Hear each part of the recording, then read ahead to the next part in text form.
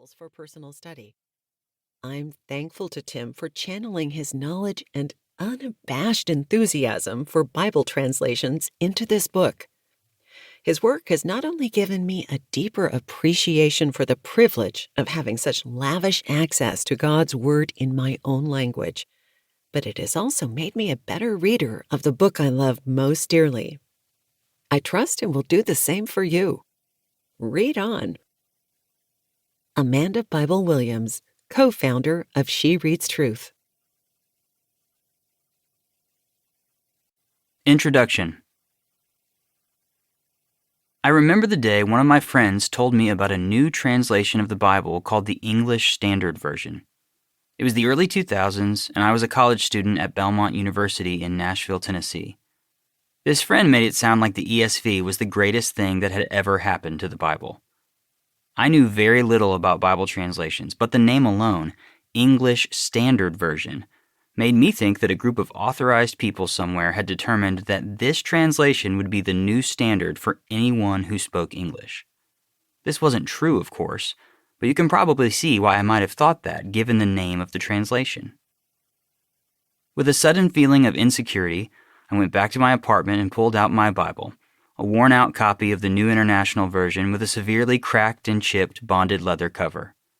It's worth noting that I borrowed this Bible from the Lost and Found at my church when I was a sophomore in high school and had forgotten to bring a Bible to the annual youth group fall retreat. I failed to return this Bible after the retreat and continued to use it regularly in the years that followed.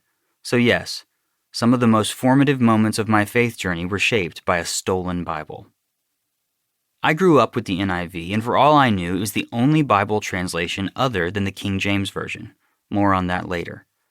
But driven by the sudden popularity of the ESV and the strong desire not to feel left out, I made the switch. It was only a matter of time before almost everyone I knew was reading the English Standard Version. My copy was a thin line edition, which is a type of Bible that is designed to be thin and portable. It was easy to carry with me on the go or toss in my backpack. Other people I knew had ESV journaling Bibles and ESV reference Bibles. Some even had nice leather covers. For a while, I still turned to my trusty NIV study Bible when I needed help understanding something that did not quite make sense. But then the ESV study Bible arrived a few years later, and after seeing more and more of those massive things at church every week, I just had to get one. What am I getting at here? Why am I telling you this story? Well, because there is a whole lot more to Bible translations than you might think. Those authorized people I mentioned previously, the ones I assumed were calling the shots and telling everyone what Bible translations to read, don't exist. At least not in the tradition I come from. And the English Standard Version and the highly lauded ESV Study Bible were not created by a nameless entity but a not-for-profit company called Crossway, which has a translation team and a publishing team and a marketing team and, well, you get the idea. The same can be said about a handful of companies that produce other English translations of the Bible like the NASB, NKJV, NRSV, CSB, NIV, NLT, and more. Most people have little to no knowledge of this vast and interconnected world of Bible translations, and this fascinates me. Tens of millions of copies of the Bible are sold every year, and over 5 billion Bibles have been printed and sold since the Gutenberg Bible first rolled off the printing press in the mid-15th century.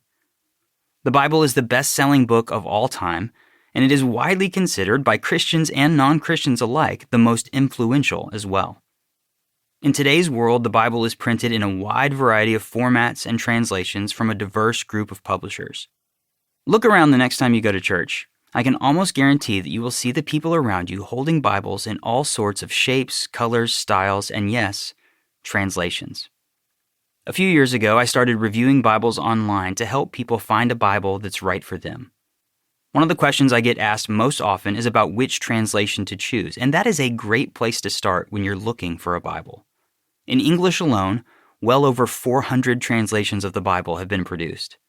These days, a handful of translations have risen to the top as time-tested and trustworthy options read by people around the globe. Many of them have similarities, but there are significant differences in these translations worth knowing about, and that is what we are going to explore in this book. This is